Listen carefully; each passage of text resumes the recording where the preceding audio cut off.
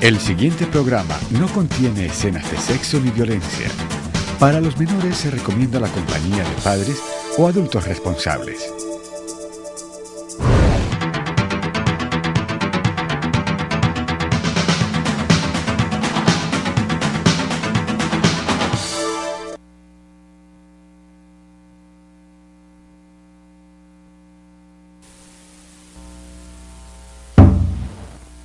Protagonistas.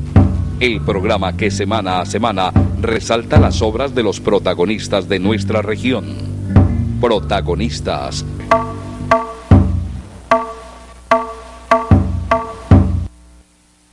Amables televidentes, buenas noches. La Corporación Cívica Daniel Guilar Secán y su programa Protagonistas los saluda una vez más desde la sala de su casa, de su lugar de descanso, para traerles una nueva entrevista semanal. Hoy vamos a estar conversando en este rato con William Orozco. Héctor William Orozco es un caleño migrante a Estados Unidos desde hace 12 años. Está de paso por Colombia y, entre otras razones, a su regreso a Estados Unidos va a tomar la responsabilidad de representar a la Corporación SECAN desde Nueva York en gestiones de cooperación internacional y de convenios bipartitas con organizaciones hermanas de Estados Unidos. Y hemos aprovechado porque él, además de ser un migrante, además de ser un caleño, un vallecaucano, es también un artista, concretamente es un cuentero que ha venido participando con éxito y con mucho compromiso en temas hispanos, en temas migratorios, en asociaciones sociales que trabajan por defender los derechos humanos y por reivindicar el papel de los hispanos en la economía y la sociedad americana. Buenas noches, William. Buenas noches, José Alberto, gracias por invitarme. Bueno, usted está de paso por Colombia, pero ya lleva 12 años, entiendo que se demoró como 8 años antes de poder venir a Colombia porque sus papeles no le salían o algo así. Es cierto, sí, yo estuve durante 8 años ilegal en Estados Unidos, ahora ya me hice legal. ¿Y por qué se demoró 8 años usted en tomar la legalidad allá? Porque cuando uno está en Estados Unidos y ha entrado legalmente, es más fácil hacerse legal. Yo entré legalmente, pero no aproveché un convenio o una ley que salió allá, que era la 245I, y entonces la única forma de hacerme legal era o que un patrón me pidiera o casarme con una ciudadana americana. Yo me casé con una ciudadana americana y me hice legal. Pero después de 8 años. Después de 8 años. Bueno, y ahora que usted le ha tocado vivir en vivo y en directo la problemática de los migrantes hispanos en Estados Unidos, y que inclusive ha sido un tema de polémica electoral en las últimas 2 elecciones de Estados Unidos, la primera elección de Obama y ahora la reelección de Obama, hay 12 millones de migrantes hispanos que están esperando a ser legalizados. ¿Usted cómo ve ese panorama? Nosotros esperamos, la comunidad hispana en general, que en este nuevo periodo del presidente Obama se dé una ley que permita legalizar los migrantes hispanos y los migrantes en general en Estados Unidos que hoy están ilegales. Creemos que el presidente Obama en este nuevo periodo ya no tiene nada que perder. Se entiende que en el anterior él no quería echarse en contra a la gente blanca en Estados Unidos, que es la que forma más problema a la gente que está ilegal en Estados Unidos. Esperamos todos que el presidente cumpla con los hispanos concretamente, que lo apoyaron. El 70% de los hispanos que votaron en las elecciones pasadas votaron por Obama. Entonces nosotros estamos esperando que él cumpla y haga una ley que permita legalizar la gente. Se escuchan muchas y se leen noticias que mencionan que hay familias hispanas que han sido desintegradas por la policía migratoria americana, mujeres y hombres que han sido deportados dejando sus niños allá al cuidado de instancias americanas o viceversa. ¿Eso es así de grave y está sucediendo con mucha frecuencia? Sucede muy frecuentemente. El problema es que cuando la policía va por alguien que ha cometido un delito, llega a una casa y van a arrestar a una sola persona, pero en esa casa hay otra gente que no tiene papeles, la policía le pide papeles y se los lleva a todos, y una vez ya estando en el cuartel de la policía tienen que probar el estatus migratorio y entonces terminan llevándose a toda la gente, deportando toda una familia o todo el que esté allí y que sea ilegal.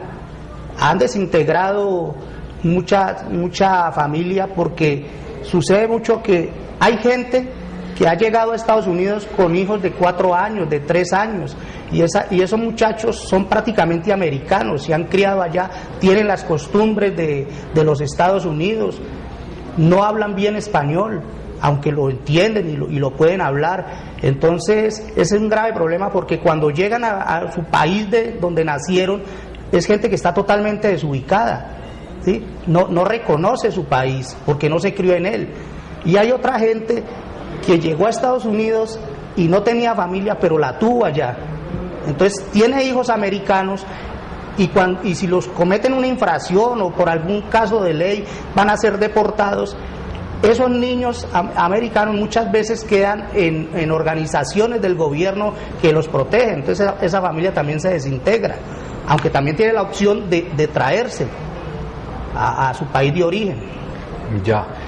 O sea que la situación es muy dramática, porque si es como usted lo menciona, entendemos que también hay leyes de algunos estados americanos que sancionan a las empresas que contraten a migrantes ilegales.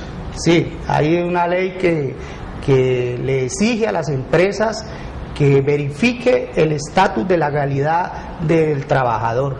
De hecho, algunas empresas que tienen negocios con entidades públicas no pueden tener trabajadores ilegales, cometen una infracción que les acarrea una multa bastante alta. ¿Cómo va el tema de la frontera americano-mexicana? Todo este problema de los muros, famosos muros, los guardias, los perros, los sabuesos que controlan esa frontera de más de 1.000 o 1.500 kilómetros al lado y lado. Ese es un tema que siempre está como en el debate. Han querido hacer un muro, pero no lo han hecho. Han hecho es como un muro virtual, ¿sí? Ahora hay muchas cámaras en todas partes y eso ha ocasionado que la gente corra más riesgos y haya más muertos entre la gente que intenta atravesar la frontera, ¿sí? Hay mucha policía ahora vigilando por cámaras toda la frontera. Entonces la gente que se encarga de atravesar hacia Estados Unidos cada vez se idea más cosas que son más peligrosas y que ocasionan más muertes. Han descubierto túneles que llegan hasta una casa en el otro lado de Estados Unidos, desde México, que se utilizan para traficar droga y también para pasar gente. Y entonces los llamados coyotes, los traficantes de seres humanos, me imagino que están haciendo su gran fiesta, porque ante la presión de no legalizar migrantes en Estados Unidos y la presión desde el sur de entrar a Estados Unidos, pues la gente, con tal de cumplir ese sueño, paga lo que sea y se somete a los riesgos más impredecibles. Sí, es cierto. Los coyotes cada vez son más osados y cada vez es más costoso en dinero y en vida para la gente que atraviesa a través de la frontera. Bueno, demos ahora una vuelta al tema migratorio, William. ¿Por qué se ha exacerbado tanto la presión de los blancos americanos, de gran parte de los blancos americanos, contra la población migrante hispana? ¿Eso ocurre lo mismo con la población migrante asiática, con la población migrante árabe, con la población migrante africana? Sí, el problema es para todos, ¿sí? Lo que pasa es que nosotros como hispanos nos miramos es a nosotros mismos, y como el hispano se ubica en un sector determinado, entonces nosotros no conocemos realmente a fondo qué pasa con las comunidades asiáticas, con la comunidad de la gente afroamericana. Nosotros entendemos nuestro problema, pero creemos que la situación es igual para toda la gente que está ilegalmente en Estados Unidos. Podríamos decir que la presión del público americano por porque no se siga aceptando el migrante ilegal y sobre todo estas hordas de personas que llegan cada vez en mayores cantidades a ocupar puestos de trabajo, habitaciones, espacios públicos del continente americano, se exacerbó después del famoso 11 de septiembre del 2001? Sí, eso ocasionó mucho problema para toda la gente hispana y para toda la gente migrante en Estados Unidos, porque la ley ahora está más dura, ¿sí? Entonces ahora, anteriormente uno no tenía que probar su estado migratorio, ¿sí? Uno no tenía que probar si era legal o ilegal. Ahora usted va a conseguir trabajo en una empresa y si usted no tiene su número de social y su residencia, no le dan trabajo. O también la gente no está pudiendo acceder a muchos programas que anteriormente sí podía acceder, ya porque no es legal. Ese problema de las torres ocasionó un gran cambio para toda la gente, no solo la gente ilegal, para todo el mundo. Estados Unidos es diferente desde el 11 de septiembre.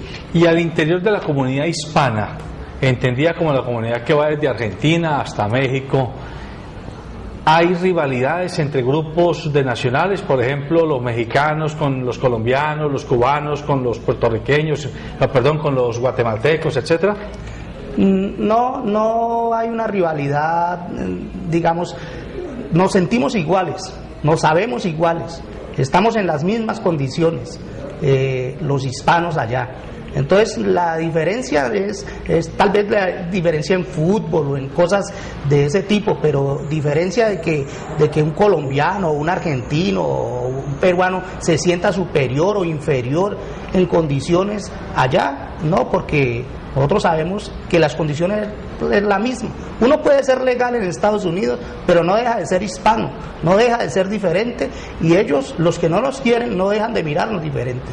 Bueno, ¿y cómo podríamos explicarnos desde acá que, vista la historia del poblamiento de Estados Unidos, es un poblamiento de migrantes irlandeses, escoceses, alemanes, italianos, etcétera, ingleses, que fueron llegando a Estados Unidos por allá en los 1700, en 1800, y que hoy podríamos atrevernos a decir que casi no hay un solo migrante,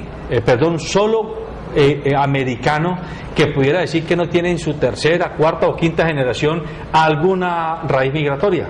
¿Por qué entonces esa animadversión por los migrantes ahora, si es un país de migrantes? Exactamente, ese es un país de migrantes. Pero lo que pasa es que ahora, hoy en día, ya esa población, la que nació de esos emigrantes, los que se creen americanos, ya son minoría. Hoy ellos son minoría, la mayoría son la gente que llegó. Se calcula que para el 2050 puede haber un presidente que sea de origen hispano. Entonces ellos están viendo... Ya hay uno de origen un afroamericano. Entonces ellos ya están viendo que ellos están quedándose sin país realmente. Ellos ya no son la mayoría en su propio país. O sea que entonces podríamos atribuirle esto a una especie de miedo colectivo que hay subliminado en estas posiciones. Podría ser, se podría decir algo así, inclusive en el mismo idioma, porque hay mucha gente que habla dos idiomas, ¿sí? Habla inglés, pero en su casa habla el idioma de origen del país donde él es, y hay, por ejemplo, entre los hispanos hay gente que habla un español inglés que llaman Spanglish, ¿sí? Entonces ellos están viendo que el país que ellos son va a ser de nosotros, de la gente que llegó. Bueno, en 2008 estalló, primero en el 2000, antes de las Torres Gemelas, casualmente, yo en eso prefiero ser un periodista que habla de que tiene muchas sospechas de lo que pasó con el 11 de septiembre del 2001. Casualmente en el 2000 estalló la gran crisis de la corruptela de las grandes empresas que se habían automaquillado los balances y se habían llevado un poco de dineros de gran público, empresas que tenían que ver con personas muy ligadas al gobierno. Y después ahora en el 2008 vuelve y aparece la burbuja, pero ahora financiera, la explosión de la crisis financiera. Y el presidente Obama, el gobierno del presidente Obama, le inyecta $700.000 millones a la gran banca americana. Y después viene el carrusel hacia Europa y explota la crisis europea, la crisis financiera y económica. ¿Cómo ven ustedes, los hispanos que viven allá, el desarrollo de la crisis económica y financiera que hay en Estados Unidos?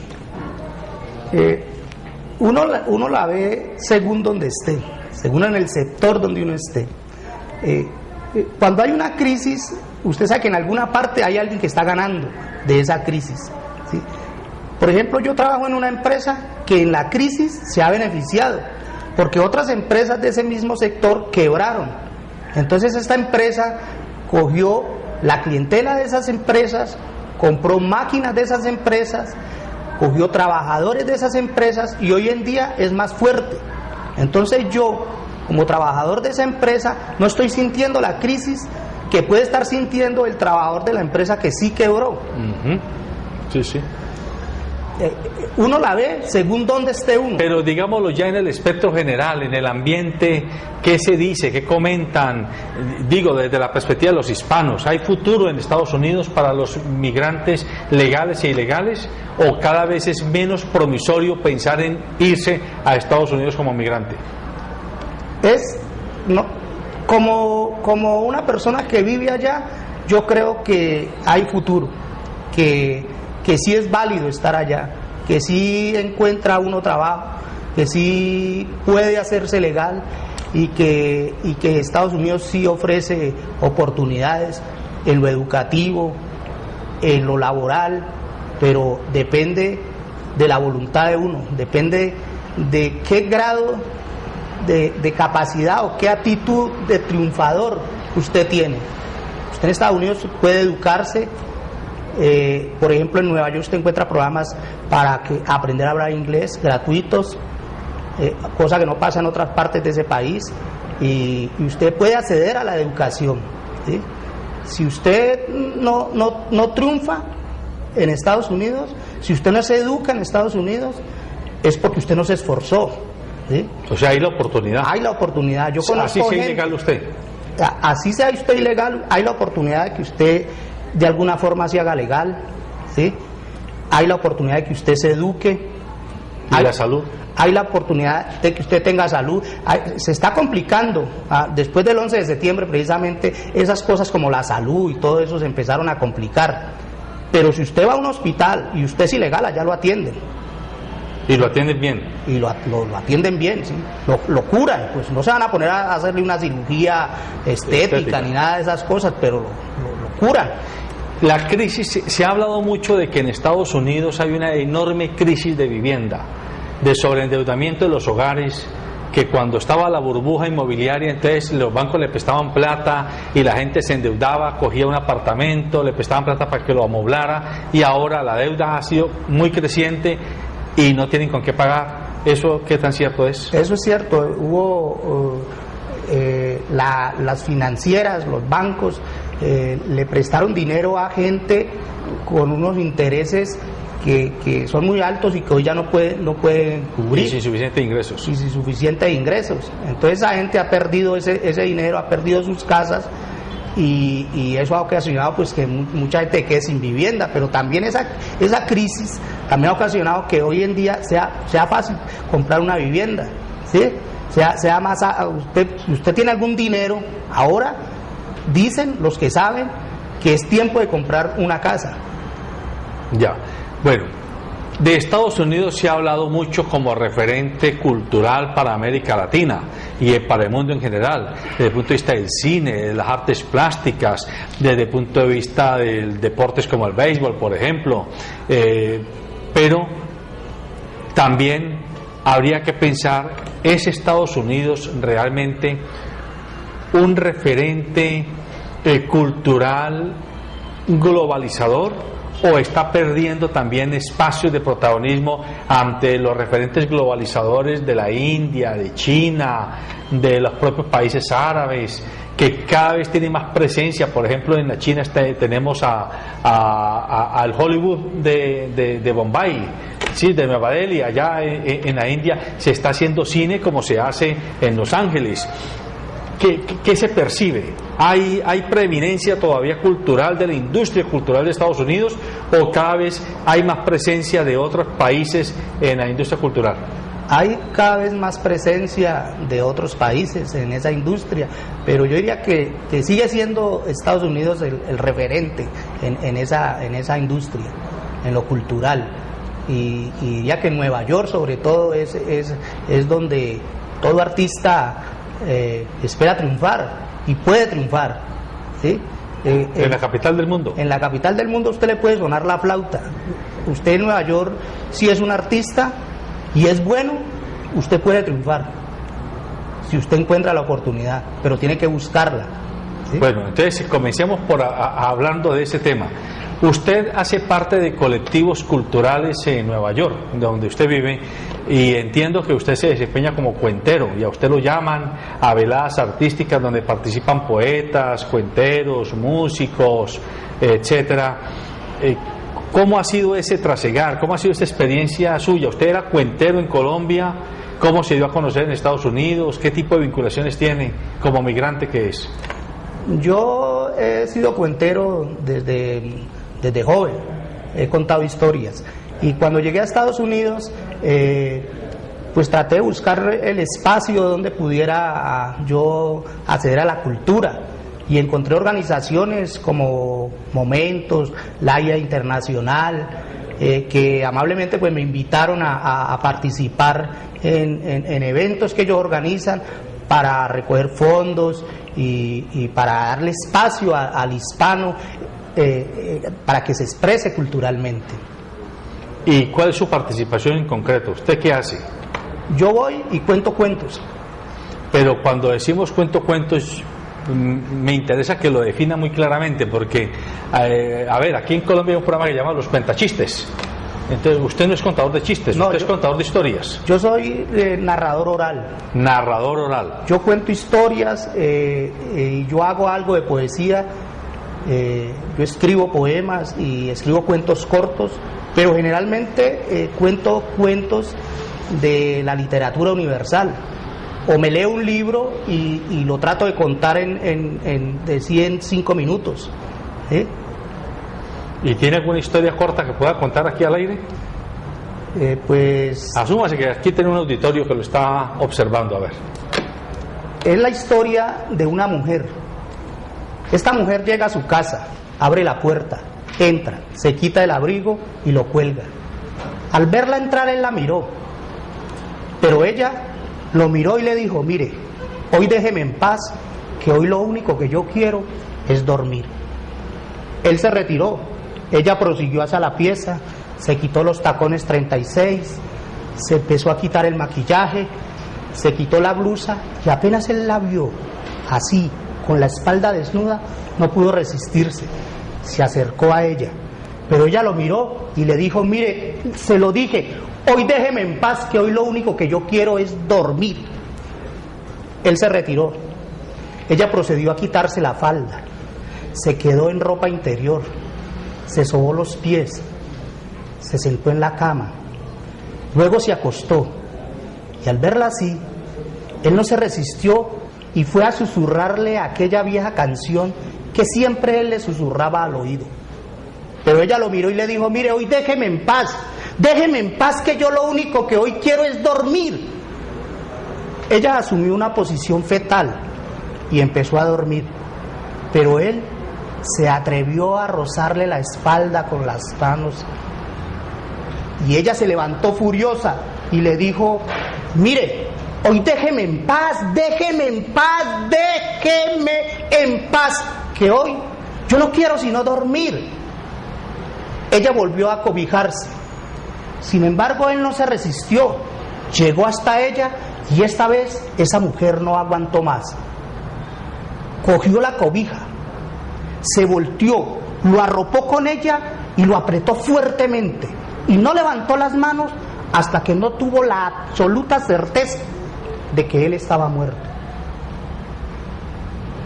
cogió la cobija, se acobijó, asumió su posición fetal y durante toda la noche esa mujer durmió plácidamente. Al día siguiente, al levantarse, ella lo miró. Allí yacía el muerto. Sin embargo, esta mujer no se preocupó, porque al fin de cuentas, allí, sobre su lecho de muerte, yacía era el cadáver de aquel mosquito que había pretendido no dejarla dormir. Qué interesante. Qué manera bonita de hacernos llevar con la imaginación a una historia fallida, esa que creíamos que era terrible y mortal. Claro que también es mortal haber asesinado el mosquito. Vámonos a un corte comercial y tome agüita, por favor. 2 o 3 para yo ir cerrando. Listo, vamos en 3, 2. Muy bien. Bueno, aquí ya tomé agüita para pasar el amargo sabor que me dejó haber matado el mosquito, era, ¿no? Un zancudito que no dejaba dormir en paz a esa verdad femenina que Héctor William conoció y que desde, me imagino yo, desde algo así como boyerista, estaba usted mirando tal vez en una rendija y observó todo ese escenario.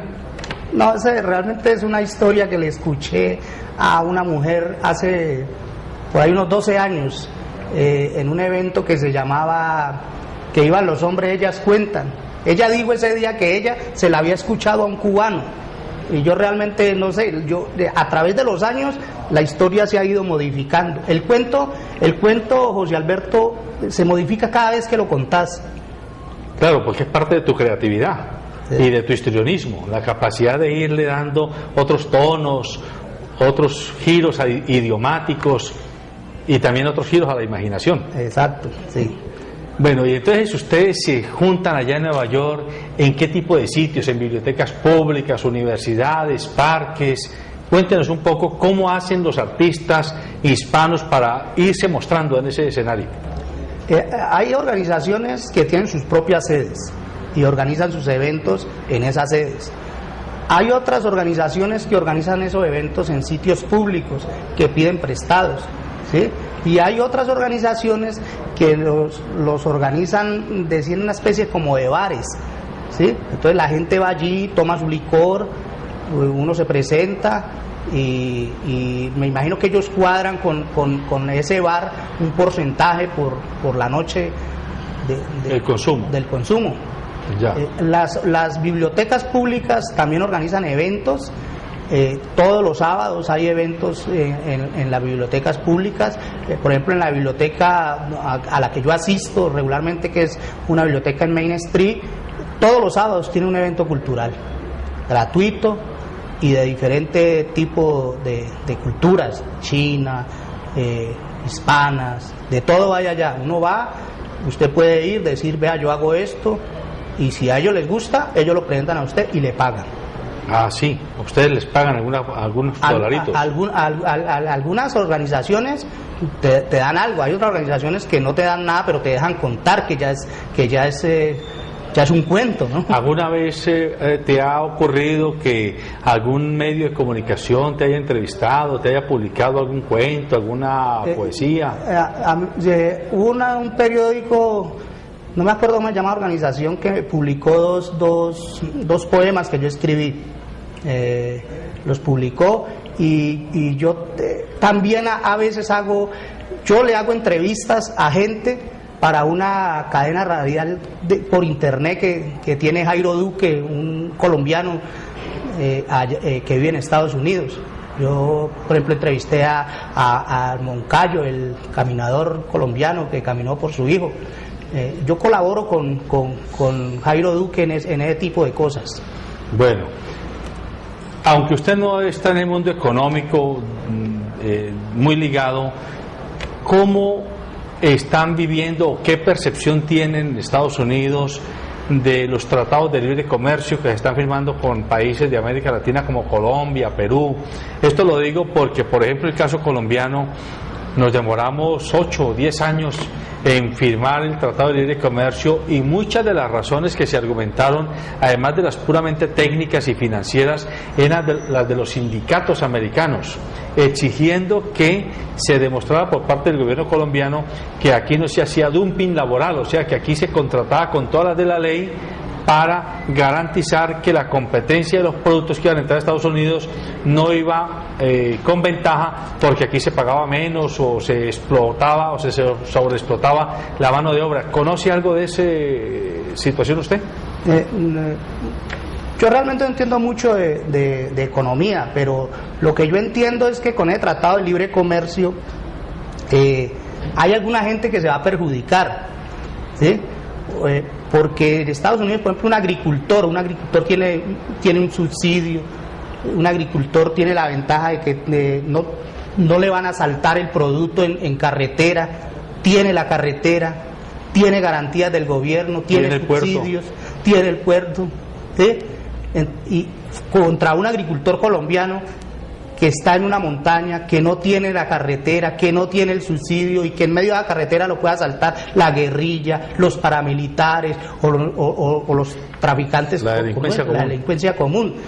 Nosotros vemos que ahí hay algún tipo de desventaja, pero también entendemos que hay algún tipo de ventajas, porque, por ejemplo, eso podría permitir que los agricultores pequeños hicieran una gran asociación y pudieran competir, ¿sí? Pero tendría pues que tener garantías del gobierno, tendría que el gobierno estar interesado de verdad en los pobres, de verdad en la gente que necesita. También entendemos que esos tratados de libre comercio van a permitir que algún tipo de productos sea más barato, porque por ejemplo el pollo yo creo que se va a volver muy barato acá. Claro, porque allá no se comen los cuartos traseros. Allá no se comen ese tipo de cosas, entonces ellos van a ganar dinero con algo que ellos no estaban utilizando, ¿sí? Hay ventajas y hay desventajas, pero en general nosotros percibimos que el mundo va para allá, para hacer tratado de libre comercio con todo el mundo. Sí, el mundo se está globalizando. El mundo es va inevitable. Para allá. Y nosotros no podemos quedarnos ¿Cómo está afuera? el fenómeno de retorno de los migrantes? En Europa, por lo menos Colombia, está comenzando ya a sentir la presión de los migrantes colombianos que se están devolviendo, de España, de Italia, de Francia, porque se les acabó el trabajo, porque se endeudaron y no tienen cómo pagar, bueno, por cantidad de razones. Y pareciera ser, los indicadores que se muestran en la prensa y en los informes gubernamentales, es que va a ser creciente el retorno de colombianos. En Estados Unidos hay flujos de retorno hacia Colombia, en el caso de los hispanos colombianos que están en Estados Unidos. En el medio donde yo estoy, en mi barrio, en la empresa donde yo trabajo, en los sitios que visito, no he percibido yo que haya gente que se esté devolviendo. Sé de 2 o 3 casos de gente que sí ha devuelto y está arrepentida de haberlo hecho, porque se ha devuelto sin papeles, con una expectativa de que aquí va a poner un negocio, y lo ha puesto, y en 2 o 3 meses el negocio no le ha dado resultado, entonces empiezan a querer devolverse, pero yo realmente no siento que haya gente que se esté devolviendo de Nueva York. O sea que eso aparentemente no es una tendencia que se vea venir. No que se esté percibiendo ahora mismo, no. Ya. Desde el punto de vista del futuro del liderazgo americano en el mundo, vamos a retomar ese tema. No sé si usted, por su conexión con centros de derechos humanos, culturales, de defensa de minorías, tenga alguna información sobre qué está pasando, cuál es el papel que Estados Unidos está dispuesto a jugar con la zona árabe, con el mundo musulmán, con el problema entre los palestinos y los israelíes.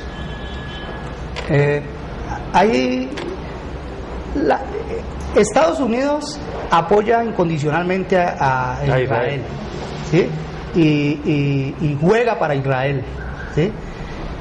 Pero ahora eso está muy complicado con Irán y con lo que está pasando ahora mismo entre Palestina e Israel. Uno siente que el presidente Obama, por ejemplo, en el caso con Irán, está siendo muy respetuoso y está intentando acercarse. El presidente Obama se percibe como un hombre que no es tan conflictivo, que no es tan guerrero, ¿sí? Lo que pasa es que tiene muchos halcones detrás de él. Exacto. Entonces se percibe que una guerra a estas alturas del mundo puede ser mortal para todos. Como dicen las historias de García Márquez, después de la guerra nuclear solo las cucarachas levantarán la cabeza. Sí, entonces ya nadie quiere irse a meter en una guerra así nomás. Por ejemplo, Estados Unidos con lo que pasó en Libia estuvo más bien agüerita. Uno percibe que el presidente Obama no quiere presentarse como un guerrero, como el que se mete en todas partes. ¿Cómo se ve a Colombia desde allá, tanto por parte de ustedes, los hispanos que viven en Estados Unidos, como de los propios americanos, el conflicto colombiano, esta negociación tendiente a cesar, el conflicto interno en Colombia, todo este problema de narcotráfico, de descomposición de el país en muchos sectores? ¿Cómo es leído?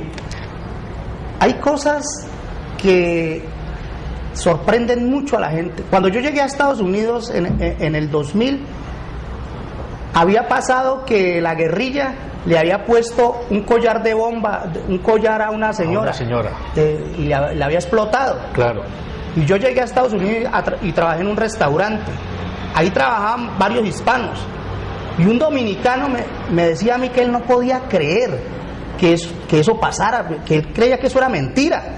¿Sí? Que eso era ciencia ficción. Sí, que eso era, que cómo iba a pasar que le iban a poner un collar de bombas a una señora. Hay noticias de ese calibre, hay cosas que pasan en Colombia que sorprenden muchísimo a la gente, ¿sí? Pero hay, por ejemplo, los colombianos, cuando venimos acá y nos vamos para allá, nos decimos que no hay como este país, no hay como esta ciudad, no hay como esta gente, no hay como esta comida. Allá nada sabe lo mismo, allá ninguna comida es tan rica como acá, allá ninguna gente es tan afectuosa. ¿Y cuál es la reputación que tienen los colombianos en particular en Estados Unidos? ¿Cómo nos ven los demás? A los colombianos en Estados Unidos mucha gente los ve como vinculados con el narcotráfico, ¿sí? Mucha gente también lo respeta en el sentido de la fuerza. O sea, no hay mucha gente que quiera meterse con los colombianos porque creen que el colombiano te puede matar o que el colombiano es muy osado, ¿sí? Pero el colombiano es una gente muy unida, es en el sentido de que, por ejemplo, el colombiano tiene equipos de fútbol, el colombiano te lleva una comidita al trabajo, hice estos frijoles y te trae este poquito, ¿sí? Alguien hace una natilla, por ejemplo, le lleva a alguien, hice esta natilla, porque son cosas que uno no come, aquí en la que se aprendieron acá, ¿entendés? Entonces, eso no lo pierde el colombiano sigue siendo así, ¿sí? Bueno, en estos minutos que nos quedan, a usted, William, está llegando a un acuerdo con la Corporación SECAN y también con el Canal 2 para representarnos desde Nueva York. El papel que usted va a jugar como artista, que es como parte del colectivo de colombianos en Estados Unidos y concretamente colombianos en Nueva York, le va a permitir hacer gestiones con agencias de cooperación, con entidades académicas, tecnológicas, empresariales y públicas. ¿Cuál es como la visión que usted tiene de ese papel que va a cumplir? Bueno, yo con SECAN he tenido vínculos anteriores. Yo conozco esta organización, he pertenecido a ella, la quiero muchísimo porque la entiendo, y lo que voy a hacer es llegar a Nueva York y tratar de vincularme con todas las organizaciones que he tenido vínculos y con organizaciones hispanas para ver qué tipo de convenios podemos hacer allí. Con el programa de televisión vamos a hacer lo mismo. De pronto cubrir eventos, de pronto entrevistar gente. Estamos llegando a un acuerdo precisamente en eso, ¿sí? Pero también vamos a tratar de hacer convenios con organizaciones gubernamentales en Estados Unidos. Vamos a montar una oficina de SECAN en Estados Unidos, como la oficina que está en España, como las oficinas de acá, y vamos a trabajar para que SECAN tenga presencia en Nueva York. Nos interesa mucho, y esto es importante de cara a nuestros televidentes, que se acerque también con los concejales, con los ediles colombianos e hispanos que ya tienen alguna representatividad política. Exacto, eso lo vamos a hacer, en eso es lo primero que vamos a empezar a trabajar, vamos a intentar hacer algún tipo de convenio o a sentarnos con los concejales hispanos para presentarles la organización y para que ellos nos colaboren. Ellos son gente que se preocupan por la comunidad hispana y que ayudan a organizaciones como SECAN. Ellos ayudan a organizaciones como la Haya Internacional, como Momentos, es gente que colabora. Entonces lo que vamos a hacer es presentarle a la corporación cívica, sentarnos con ellos y mirar qué tipo de acuerdos podemos llegar, en qué están trabajando ellos, en qué estamos trabajando nosotros, para que trabajemos juntos.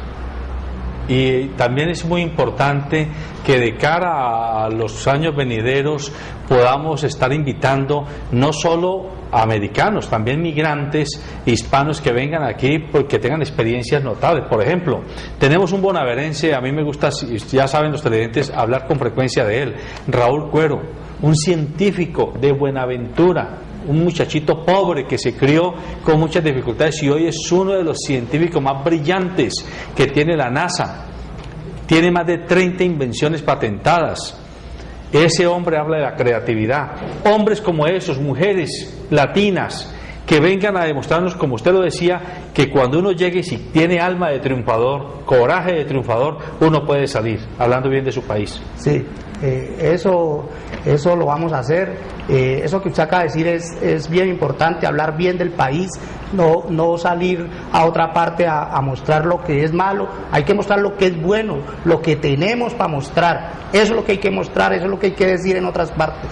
No hacer lo que hace otra gente, que se va a hablar mal del país en Estados Unidos. O hacer vagabunderías. O hacer vagabunderías, a robar o a hacer narcotráfico. Eso no está bien. Uno cuando está en otra parte es un representante de Colombia. Eso sí que es importante. Yo me quiero pegar de esto. Usted acaba de decir algo muy importante, que cualquier colombiano o colombiana que salga de Colombia debiera llevárselo en el ADN, en el pasaporte, en el momento en que se embarca en un avión o en un barco. En ese momento esa persona es embajadora, es representante de todos los colombianos. Sí, eso lo tenemos que tener bien claro, porque por eso es que nuestro país tiene esas famas en otra parte, por nosotros mismos, por el papel que asumimos, porque no hablamos bien del país, porque no actuamos bien. ¿Sí? Hay gente que actúa bien, hay colombianos que dirigen organizaciones importantes y que trabajan por la comunidad y que son científicos. Eso es lo que nosotros tenemos que mostrar, eso es lo que somos nosotros. Nosotros somos un país donde la mayoría de la gente es buena, pero hablamos de lo malo, mostramos lo malo. Tenemos que mostrar lo bueno. Pues cómo me alegra que usted lo tenga tan claro, porque esa es como la preocupación fundamental de la corporación SECAN y también del Canal 2, insistir en que hay que reivindicar la autoestima colectiva, el sentido de pertenencia, en este caso a nuestra nacionalidad, sin caer en chauvinismo, sin caer en aquello discurso de que somos los mejores y los únicos. No, hay que respetar todas las nacionalidades, todas las razas, todas las experiencias y todas las personas, los grupos humanos. Pero definitivamente Colombia necesita embajadores que cada vez muestren lo que se oculta inexplicablemente. Exacto. Hay gente que hace eso, José Alberto.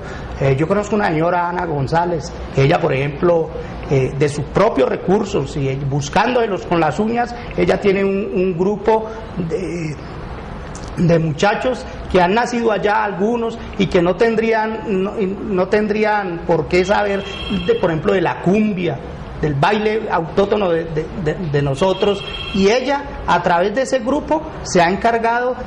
Ella se ha presentado en varias partes, en las Naciones Unidas creo que se presentó alguna vez con su grupo, ¿sí? Esa gente es la gente que es importante, es la gente que hace patria en otra parte.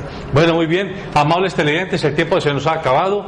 Hemos hablado con Héctor William Orozco, un caleño, vallecaucano, colombiano, que habla bien del país, que tiene muy claro que él es embajador de todos los colombianos y colombianas, que su papel y su deber es comportarse bien, no solo porque lo vean los demás, sino porque asimismo él se ve como un colombiano ejemplar, como un colombiano digno del respeto del concierto mundial. Y a nosotros nos enorgullece contarles a ustedes, amables televidentes, que él, William Orozco, artista, contador de historias, va a ser nuestro representante en Nueva York a partir de enero del año 2013.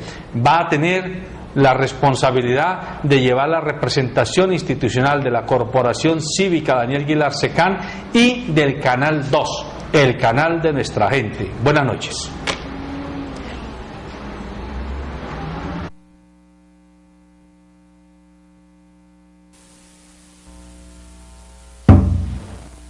Protagonistas.